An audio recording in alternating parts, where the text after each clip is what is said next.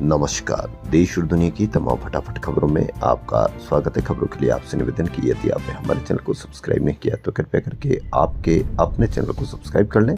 आप सब्सक्राइब करते हैं तो हमें हिम्मत होती है सही और सच्ची खबरें आप तक पहुंचाने की, वरना मीडिया तो किस तरह से खबरें आपको पेश करता है कि देखने वालों का सर चकरा जाता है कि हकीकत में हो क्या रहा है।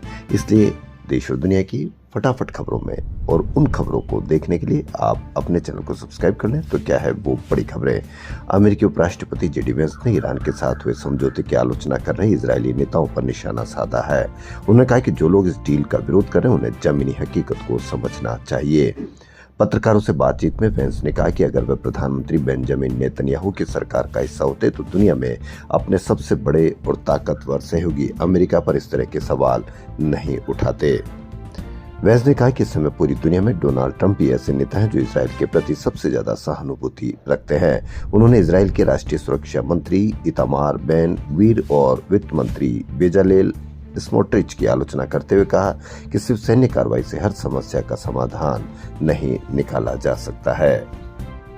वहीं राहुल गांधी ने कोटा में जबरदस्त छात्रों की गूंज अभियान चलाया। अब राहुल गांधी का छात्रों की गूंज हस्ताक्षर अभियान चलेगा।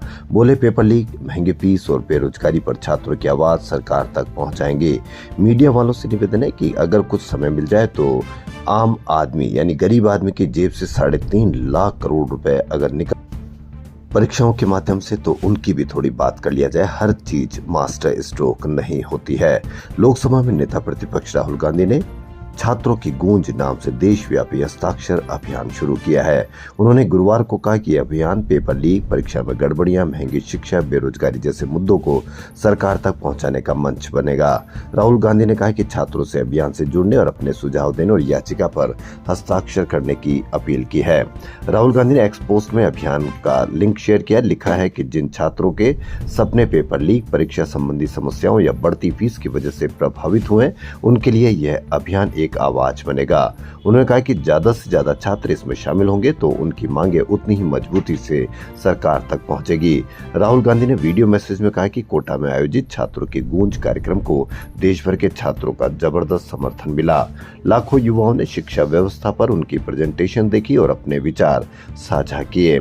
तो मीडिया वालों से निवेदन है कि यदि आपको लगता है कि आपके बच्चों को या जो भी गरीब बच्चे हैं उनके नीट पेपर लीक से कोई फर्क नहीं पड़ा, महंगी शिक्षा से कोई फर्क नहीं पड़ा, महंगाई से कोई फर्क नहीं पड़ा, बेरोजगारी से कोई फर्क नहीं पड़ा, तो आप अवश्य ये दिखाते रहिए। वरना आपको अगर थोड़ा समय मिल जाए अपने एजेंडे के कारण तो आप थोड़ा जरूर इन छात्रों को, जो गरीब छात्रों के पैसे से या गरीब छात्र जो भी पैसा किसी में इन्वेस्ट करता है, किसी कोई चीज खरीदता है तो उसका पैसा कटता है और वो पैसा आपको विज्ञापनों के जरिए मिलता है या और किसी जरिए मिलता है, तो आप उनके लिए भी थोड़ा समय निकालें।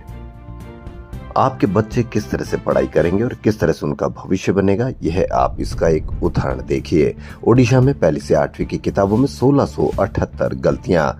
क्योंकि मीडिया को तो परवाह नहीं है, क्योंकि आपके बच्चा चाहे कुछ भी पढ़े उसको कोई परवाह नहीं है, क्योंकि वो जानता है कि आप की बहुत मेहनत से उसको दूसरे तरीकों से और दूसरे वजहों में आपको फंसा लिया गया है मीडिया के द्वारा। तो ओडिशा सरकार की स्कूलों में पहली से 8वीं क्लास की नई किताबों में 1678 गलतियां मिली है।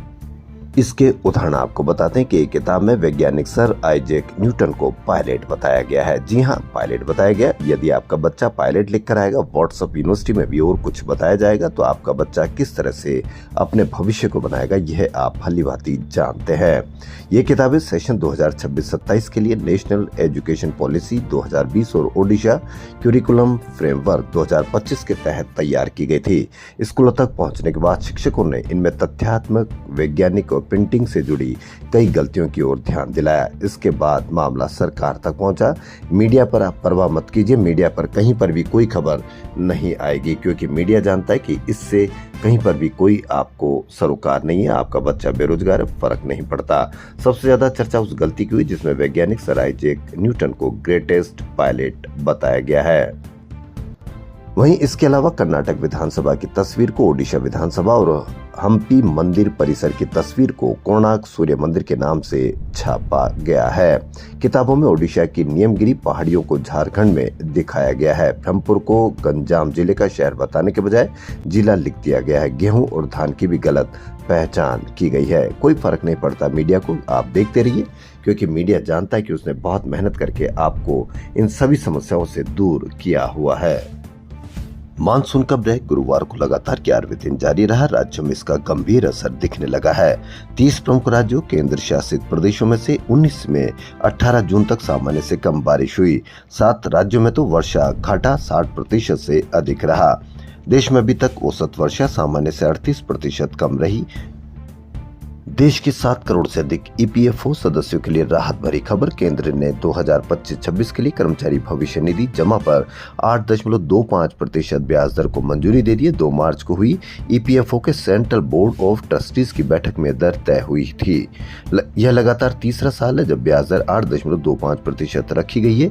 इसी बीच श्रम मंत्रालय के अनुसार जून के अंत तक यूपीआई व एटीएम से पीएफ निकालने की सुविधा शुरू हो सकती है। नई व्यवस्था लागू होने पर कर्मचारी पीएफ बैलेंस का 75% तक पैसा तुरंत बैंक खाते में ट्रांसफर कर सकेंगे।